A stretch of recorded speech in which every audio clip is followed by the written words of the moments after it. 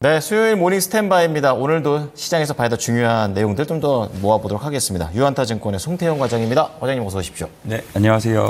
우리나라는 좀 흔들리는데 미국 증시는 계속 사상 최고치라 부럽기도 하고 그런 것 같습니다. 시장 상황 좀 어땠습니까? 체크 포인트요? 말씀하신 것처럼 네.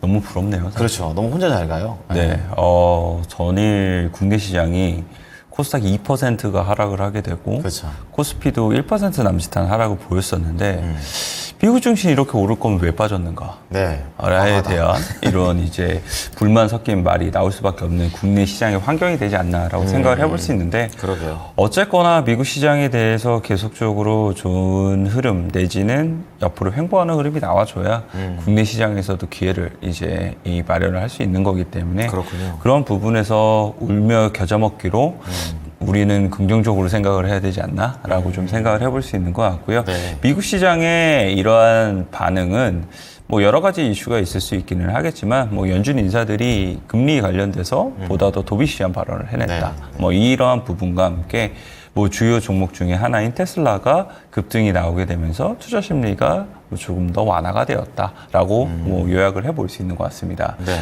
연준 인사 파월 연준 의장이 이제 발언을 했던 부분이 있었었는데 인플레이션 관련돼서 완화적인 발언을 했어요. 디스인플레이션에 대한 단어를 사용을 하게 됐고 네. 인플레이션 같은 경우에는 어느 정도 이제 잡히고 있다라고 얘기를 했던 부분이 있었었고요. 네. 이 부분이 도비시하게 해석이 됐다라고 얘기를 하고 있습니다. 하지만 뭐 그 이전에도 계속적으로 보인 것처럼 사실상 우리가 더욱더 이런 지표를 확인하기 전까지는 선제적으로 금리 인하하지 않겠다. 그리고 금리 인하가 언제쯤인지 조금 더 확실하게 말해달라는 기자 질문에도 네. 그 답변을 회피를 하게 되면서 이런 부분에 대해서는 그 점과 동일했다라고 보시면 될 것 같고요. 그렇군요. 그 이후에 경제 지표가 이제 구인 이 구직 관련돼서 나왔던 부분이 있었었는데 네. 이것은 생각보다 좀 잘 나왔어요. 그래서 경제 지표는 아직까지는 미국 이제 경제 관련돼서 계속 침체 혹은 이제 하락 이 부분에 대해서는 뭐 뚜렷하게 경제 지표가 나타나고 있지는 않다라고 좀 보시면 될 것 같고요. 네. 이런 부분들이기 때문에 계속적으로 그 통화 정책에 관련된 부분도 어떠한 방향성 있게 결정을 내리지 못하고 있는 것이 아닌가 이렇게 생각해 볼 수 있는 것 같습니다. 네. 자, 경제 지표만 봐서는 살짝 알쏭달쏭한 그런 변곡점의 단계에 다다르고 있는데 또 파월 의장의 발언이 도비시했었습니다. 자, 그렇다면은 이런 상황에서 우리 관심주 좀 들어가 보도록 하겠습니다. 자, 첫 번째 키워드 들어가겠습니다. 어디에서 찾으셨습니까? 오늘 테슬라 봐야죠. 그렇죠. 오늘 무조건 가지 않을까 이런 생각 드는데 어떻습니까? 테슬라가 지금 이틀 동안 16% 올랐어요. 네. 굉장히 빠른 거죠. 역시 미국 시장도 변동성에 대한 부분이 시가총액을 가리지 않고 나오고 있구나라는 부분을 생각을 해볼 수 있는 것 그러네요. 같고요. 네. 국내 관련된 종목들이 오늘 어떠한 움직임을 보이게 될지는 좀 지켜봐야 되는 부분이 있기는 하겠지만 그럼에도 불구하고 전기차 캐즘에 대한 부분이 확실히 이 우려는 많이 완화되고 있는 것이 아닌가라고 생각을 해볼 수 있는 것 같습니다. 네, 네. 사실 전일 이제 한 6% 정도 올랐을 때 이 중국 업체들에 대한 인도량이 상당히 잘 나오게 되면서 중국 시장에서 테슬라도 잘 팔린 거 아니냐? 뭐 이런 이야기가 나왔었는데 오늘 테슬라가 인도 관련돼서 수치를 발표를 하게 되고 프리마켓에서부터 이제 한 5% 가까이 상승이 나왔습니다. 네. 인도량을 보게 되면은 확실히 전년도 대비했을 때보다는 다소 아쉬운 부분, 뭐 한 4% 남짓하게 줄어들었으니까 그런 부분이 있기는 합니다만 1분기 대비는 15%가량 상승이 나오게 되면서 이제 1분기 때가 최저점으로 나오게 되고 그리고 나서 이제 2분기 때부터 좋아질 수 있는 부분이 있겠구나라는 거를 이제 이 시장에는 어느 정도 받아들여졌다라고 좀 보시면 될 것 같고요. 그렇군요. 다만 이제 그 외에도 여러 가지 포인트에 대한 부분을 우리가 좀 생각을 해봐야 될 텐데 네. 첫 번째는 이제 많이 팔린 인도의 차종은 무엇인가에 대한 부분이에요. 그 부분에서 보게 되면 역시나 모델 Y라든지 네. 모델 3라든지 약간 저렴한 네, 이런 저렴했죠. 부분이 네. 계속적으로 잘 팔리고 있기 때문에 그런 부분이 결국은 23일 날 실적 발표하는 데 있어서 수익성에 대한 부분을 어떻게 발표를 하게 될 것인가 이 부분 첫 번째로 지켜봐야 된다라고 말씀을 드릴 수 있을 것 같고요. 예. 두 번째는 2분기 때 이 생산 물량을 보게 되면 41만 대를 이제 생산을 하게 됩니다.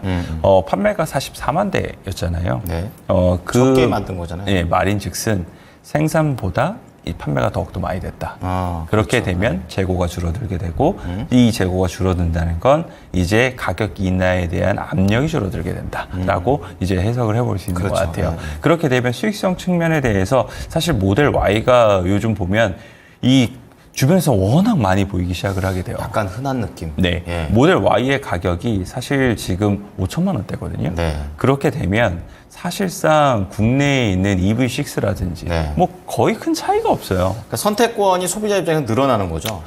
동일 가격이라면 과연 이왕이면 뭐 한번- EV6를 살 것인가, 그리고 아니면 모델 Y를 살 것인가에 대한 이제 선택은 그렇게 되죠. 앵커님께 맡기도록 알겠습니다. 네, 아무튼 이런 부분이 결국은 이제 이 테슬라 관련돼서 계속 가격 인하의 압력으로 작용했던 부분이었었는데 이 부분이 완화가 되게 되면서 수익성적인 측면이 좋아질 수 있다라고 보시면 될 것 같고요. 마지막으로는 23일 날 실적 발표를 하는데 그 이후의 스케줄로 계속적으로 이야기가 나왔던 8월 8일 로보택시 관련돼서는 어떠한 이제 코멘트를 하게 될 건가. 그러게요. 이 부분이 세 가지 포인트로 중요하다라고 말씀드릴 수 있을 것 같습니다. 네, 이제 그런 가운데 이제 배터리 시장에 대한 점유율에 대한 부분들도 있었는데요. 이 부분 네, 어떻습니까? 사실 어제 2차전지 오를 거라고 좀 생각을 했었어요. 장 시작 전에. 왜냐면 테슬라 6% 올랐고 그렇죠. 그것이 전기차 캐즘에 대한 부분이 어느 정도 완화가 됐기 때문이기 때문에 네. 그러면 2차전지 올라야 되는 거 아니냐라고 좀 생각을 했었었거든요. 한번 경계를 하는 걸까요? 오늘 오늘도 지켜봐야 되는 부분이 필요하기는 하겠지만 네. 어쨌거나 2분기 관련돼서 배터리 셀업체 그리고 양극재 이 주요 소재를 납품하는 업체들이 이 실적을 바닥을 이제 형성할 가능성이 상당히 높아지고 있습니다.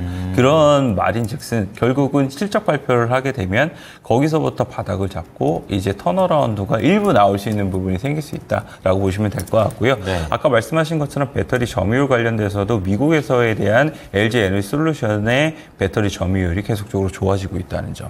그리고 양극재 관련돼서도 이 수출 중량이라든지 네. 아니면 가격적인 측면을 보게 된다 하더라도 이 MOM 비중으로 좋아지고 있다는 점. 뭐 이런 점을 생각을 해봤을 때 예.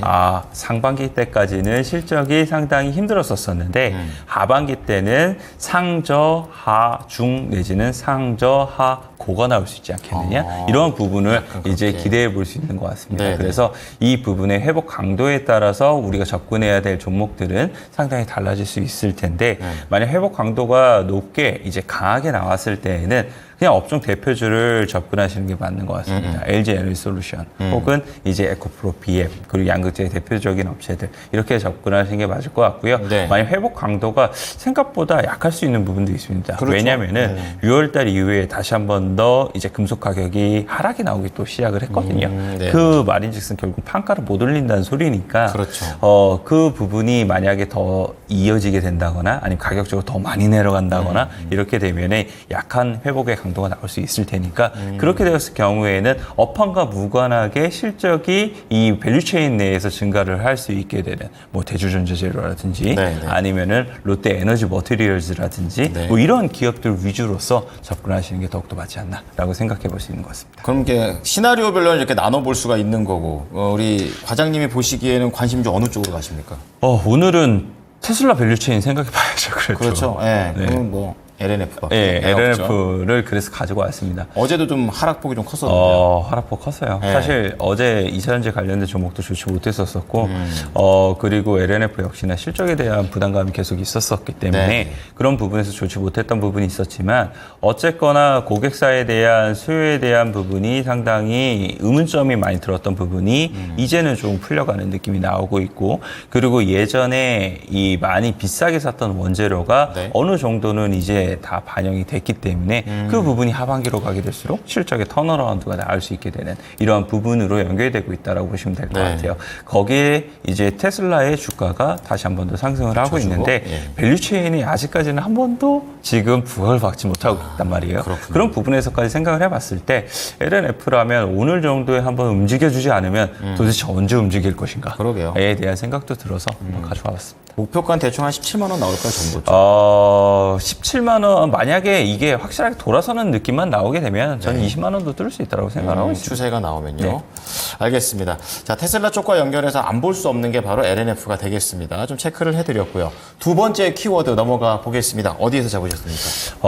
두 번째 키워드도 원래는 국내에서 잡을까 하다가 해외에서 잡아봤고요. 이 이슈가 계속적으로 이야기가 나왔던 부분이었었는데 드디어 이제 발현이 됐기 때문에 이제 이 잡아봤고 알츠하이머에서 갖고 왔습니다. 그렇습니다. 일라이 릴리가 장 종가라든지 뭐 후반에는 약간 그렇다 할 변동성은 없지만 소식은 되게 많았었거든요. 좀 자세히 들어보겠습니다.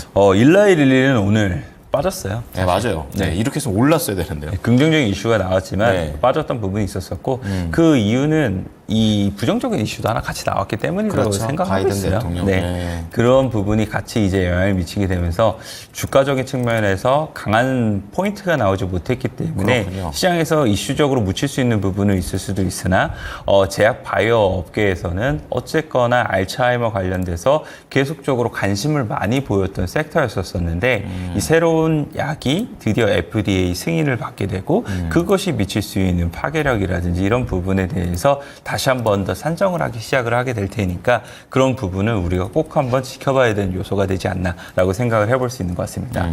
일라이 릴리의 이제 이 도나네와 같은 경우에는 예. 사실상 FDA 승인이 3월 달에 났었어야 되는 부분이 있었어요. 약간 지연된 거군요. 네, 3월 달에 이제 승인이 났었어야 됐는데 일부 조금 더 효능에 대한 부분을 더 검토를 해보자라고 이야기를 하게 되면서 지연이 됐던 부분이 있었었고요. 하지만 이번에 승인이 되게 될 때 리스크보다는 효익이 더욱더 많이 크다라는 의견을 받게 되면서 예. 만장일치로 승인이 됐던 부분이 있었습니다. 그렇군요. 그 전에 약이었던 이제 레켄비 같은 경우에도 알츠하이머 치료제로서에 대한 사용이 되고 있었던 부분이 있었었는데 네. 생각보다 그렇게 크게 많이 되지는 않았었거든요.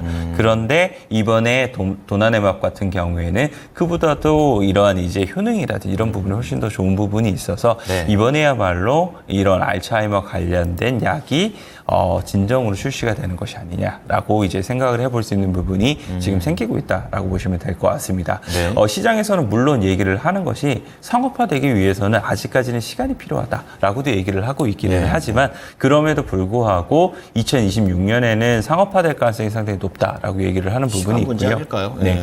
그리고 이제 이 상업화에 대한 전제 조건으로서도 얘기를 했던 부분이 있는 게 네. 하나는 이제 진단이 얼마만큼이나 더욱더 간편하게 이루어질 수 있겠는가 그렇죠. 라는 부분이 첫 번째였었고요. 네. 두 번째 같은 경우에는 이제 이 주사를 투여하는 데 있어서 정맥 주사가 아니라 피하 주사가 되면 쉽게. 자가적으로 쉽게 놓을 수 있는 부분이 생기기 때문에 그런 부분이 더욱더 도움이 될 수 있지 않겠느냐라고 생각을 해볼 수 있는 것 같습니다. 그래서 여기서 우리가 좀 생각을 해보게 될 거는 정맥 주사를 피하 주사제로 바꿔줄 수 있는 게 국내에서 할 수 있는 기업이 있잖아요. 그렇죠. 네, 그 기업이 바로 알테오젠일 텐데 알테오젠이 이러한 이슈에 있어서도 충분히 더욱더 그렇죠. 네. 한 발 더 지평을 넓힐 수 있는 부분이 생겼구나라는 부분을 우리가 생각을 해볼 수 있는 것 같아서 예. 알테오젠에 대한 이러한 이제 프리미엄이 이제 알츠하이머 치료제까지도 더욱더 스토리를 짧게 갈 수 있는 이런 부분이라고 생각을 할 수 있는 것 같습니다. 그래서 오늘 이 관련된 이 알츠하이머 치료제에 관련된 종목들이 사실 국내에서는 큰 종목들이 없는 게 좀 아쉬운 부분이 있어요. 약간 테마적으로 움직이는 종목들이 많거든요. 그래도 그 변동성은 기대해 볼 만하지 않을까요? 뭐 그럼에도 불구하고 저는 기대해 볼 만하다라고 생각을 하고 있고요. 관련주로는 퓨처캡 가지고 왔습니다. 어제도 7.4% 올랐는데 높습니다. 어떻습니까? 네, 퓨처캠 같은 경우에는 알츠하이머 관련돼서 진단에 대한 부분에 있어서 계속적으로 이야기가 많이 나왔던 기업이었었는데 그랬군요. 그 외에도 보게 되면은 방사성 치료제 관련돼서 전립선 암 관련된 지금 임상을 진행을 하고 있고 그 임상을 통해서 기술 수출에 대한 이야기도 상당히 많이 나오고 있기 때문에 그래요? 알츠하이머 치료제와 함께 이제 이 전립선 암 관련된 방사성 치료제 이 두 가지를 같이 갖고 있어서 퓨처캠을 그 관련된 종목 중에서 가장 테마성이 아니게 된다 하더라도 올라갈 수 있을 만한 종목이 될 수 있는 이런 종목으로서 제가 뽑아봤습니다. 근데 이제 역대로 봤었을 때 19,000원 정도가 거의 최고가여서 목표가는 거의 그 정도 잡고 움직여야 됩니까? 일단은 그 정도는 잡고 움직이는 게 맞지 않나라고 좀 생각을 해볼 수 있는 것 같고요. 지금 사실 그 정도 가격이라면 업사이드가 많이 높지 않을 수도 있다라고도 말씀하실 수가 있게 될 텐데 그럼에도 불구하고 만약 기술 수출이 이어지게 됐을 때는 이제부터는 가보지 않은 길을 갈 수 있지 않을까라고 생각하고 있습니다. 네. 자, 기술력이 있어 역시 살아남는 것 같습니다. 자, 마지막으로 과장님이 보고 있는 관심주 어떤 종목인가요? 롯데웰푸드 가지고 왔어요. K 음식료로 가는 것 같습니다. 좀 자세히 들어볼게요. 제가 사실 K 음식료를 좋아하지는 않는데 이제 실적 시즌이 왔고 아하. 그리고 워낙 지금 시장 자체가 변동성이 죽을 듯이 나오다 보니까 그런 것을 조금은 완화시켜줄 수 있는 종목군들이 어디일까에 대한 부분에 고민이 있어서 가지고 왔다라고 보시면 될 것 같고요. 그렇군요. 롯데웰푸드 같은 경우에도 2분기 실적에 대해서 호실적이 많이 전망이 되고 있습니다. 포인트는 두 가지예요. 한 가지는 이제 국내 같은 경우에는 수익성에 대한 부분이 많이 좋아지고 있다라는 부분이었었는데 하나는 요즘 날씨가 워낙 장마로 인해서 약간 한풀 꺾이기는 했습니다만 그럼에도 더운 부분이 있고 올 한 해가 계속적으로 폭염에 대한 이야기가 많이 나오고 있는데 그런 빈과류 시장 관련돼서 수익성이 많은 부분 좋아지고 있다라는 게 첫 번째였습니다.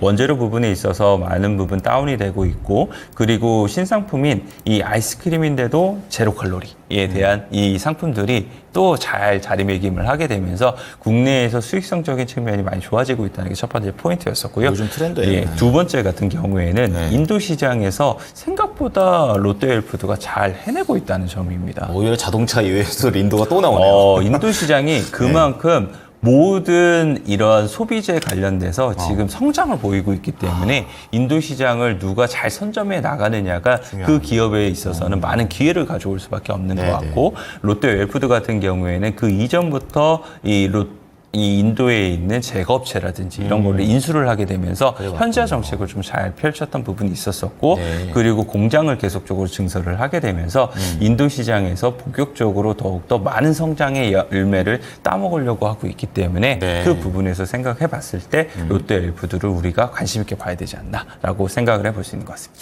20만 원 찍고 약간 내려오고 있네요. 다시 갈까요? 전고점 다시 생각해 봐야죠.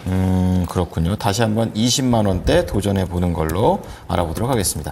자, 오늘 모닝 관심주 3가지 나왔습니다. 정리해 드릴게요. 첫 번째는 오늘 빼놓을 수 없는 종목이죠. 테슬라입니다. 전기차 쪽으로 연결을 하고 2차 전지로 간 다음에 LNF 연결성을 좀 해보는데요. 목표가 한 20만 원 정도 보고 계십니다. 한번 함께 보시고요. 그리고 키워드 두 번째로는 이제 일라이 릴리 기다렸던 승인이 나와줬습니다. 그런 관점에서 퓨처캠이라는 종목 한번 목표가 19,000원 그리고 관심주로는 호실적과 그리고 안정성을 겸비한 든든한 식품 거기에다가 또 인도 시장이 또 나옵니다. 롯데웰푸드입니다. 20만 원 전고점 다시 한번 노려보는 것 한번 참고해 보시기 바랍니다. 네, 과장님 오늘 말씀 잘 들었습니다. 네, 감사합니다. 네, 모닝 스탠바이였습니다. 지금까지 투자 판단에 도움이 될 수 있는 정보를 제공해 드렸습니다. 하지만 특정 종목의 상승과 하락을 보장하지 않으니까요. 참고해 주시기 바랍니다. 오늘도 수익 많이 내십시오. 고맙습니다.